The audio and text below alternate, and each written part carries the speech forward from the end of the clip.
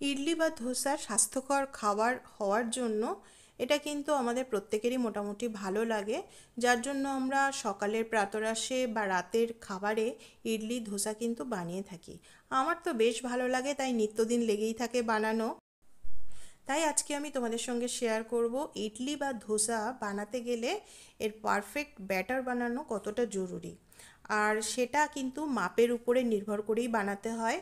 তাহলে চলো দেখে নিই আজকে কিভাবে পারফেক্ট ব্যাটার আমরা বানাই ধোসার জন্য। আজকে আমি চালের ধোসা বানাবো, তার জন্য এখানে এই যে কাপটা দিয়ে মাপছি, এই কাপের 3 কাপ মেজারমেন্টে আমি চাল নিয়ে নেব। চালগুলো কিন্তু হতে হবে একটু মোটা ধরনের সেদ্ধ চাল। দেখো, একটু মোটা ধরনের সেদ্ধ, যে কোনো সেদ্ধ রাইস হলে হবে।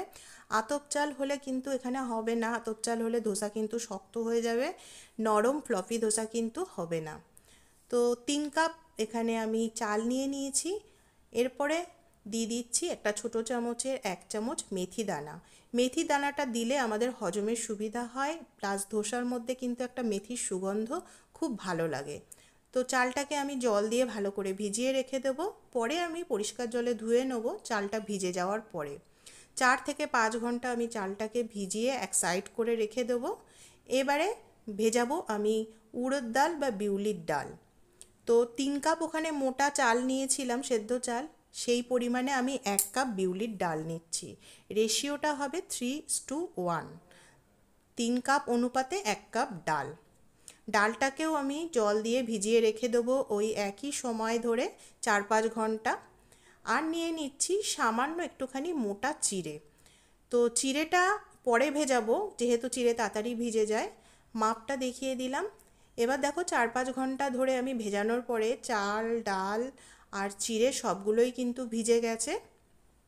চিড়েটা এখানে হাফ কাপের থেকেও কম নিয়েছি, মোটা চিড়ে, তাই আধ ঘন্টা মতো ভিজিয়ে রাখার ফলেই কিন্তু বেশ ফুলে উঠেছে। তো এইবারে আমি মিক্সিতে এগুলোকে ব্লেন্ড করে নেবো, ভালো করে পেস্ট করে নেবো। প্রথমে আমি ডালটাকে পেস্ট করে নিচ্ছি। যদি একবারে না হয়, মিক্সার জার যদি ছোট হয় তাহলে দুবারে করতে হবে, আর সামান্য পরিমাণে জল দিয়ে দিয়ে কিন্তু ব্লেন্ড করতে হবে, বেশি জল দেওয়া চলবে না এতে। ডালটাকে পেস্ট করে আমি পাত্রে এখানে আলাদা করে ঢেলে নেব।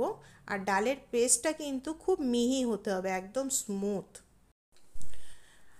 তো আজকের ভিডিও দেখার পরে যদি তোমাদের ভালো লাগে তো একটা লাইক দিয়ে পাশে থেকে যেও, আর আমার সাথে শেয়ার করো কেমন লাগলো তোমাদের আজকের ভিডিওটা। তো কথা বলতে বলতে ডালের পেস্টটা তো রেডি হয়ে গেল, আমি একটা পাত্রে ওটাকে আলাদা করে নিলাম।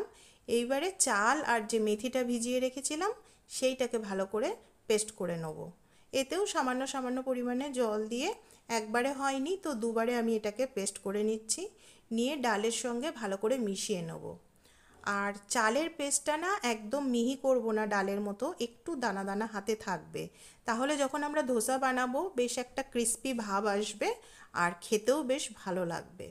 লাস্টবারে যখন চালটা বাটবো তখন সেই সাথে যে চিড়েগুলো ভিজিয়ে রেখেছিলাম সেটাও আমি একবারে দিয়ে পেস্ট করে নেব। তো চাল, ডাল আর চিড়ের পেস্টটাকে তারপরে একদম শেষমেশ ভালো করে মিশিয়ে আমি কিন্তু সারা রাত ফার্মেন্টেশনের জন্য রেখে দেবো। কারণ ধোসা বা ইডলির ব্যাটার কিন্তু ফোলাটা খুব জরুরি, আর সেটা কিন্তু বাইরের টেম্পারেচারে কিন্তু 7-8 ঘন্টা মিনিমাম রাখতেই হবে। তো সমস্ত পেস্টটাকে এরকমভাবে ভালো করে মিশিয়ে দিচ্ছি, এতে কিন্তু কোনো রকম নুন আমি এখন মেশাইনি। এটা রাতে যেহেতু ব্যাটার করছি সেই জন্য সারা রাত আমি ব্যাটারটাকে এইভাবে রুম টেম্পারেচারে ঢেকে রেখে দেবো। তো এখন ঢাকা থাক রাত্রে, চলো সকালে দেখি ব্যাটারটা কেমন ফুললো। সকাল হয়ে গেছে, আমি যথারীতি টিফিন বানানোর জন্য ব্যাটারের ঢাকনাটা খুলেছি, আর দেখো কত সুন্দর ব্যাটারটা ফুলেছে। হালকা হালকা ওপর থেকে চামচ দিয়ে টেনে ধরলেই বোঝা যাবে যে ব্যাটারটা কতটা ফ্লপি হয়েছে, আর ওর একটা গন্ধও চলে আসে, ফার্মেন্ট যখন হবে, ফার্মেন্টেশন, ব্যাটারের গন্ধও কিন্তু বোঝা যাবে। তো যতটুকু আমার লাগবে সকালে বানানোর জন্য আমি ওটা আলাদা পাত্রে ঢেলে নিচ্ছি, আর বাকি ব্যাটারটা অবশ্যই কিন্তু ফ্রিজে আমি রেখে দেবো। সমস্ত ব্যাটারে আমি নুন বা জল মেশাবো না, যতটা আমার দরকার আজকের কাজের জন্য ততটাতেই আমি নিলাম, আর একটু নুন আর জল দিয়ে পরিমাণ মতো পাতলা করে নিয়ে ইডলি বা ধোসা যা বানাবো সবটাতেই কিন্তু এই ব্যাটারটা চলবে। তো যথারীতি আমি এই ব্যাটার দিয়ে ধোসা বানাচ্ছি, কখনো ইডলিও বানাতে পারি, আবার কখনো একটু মোটা করে কিন্তু উত্তাপামও বানাতে গেলে একই ব্যাটার কাজে লাগবে।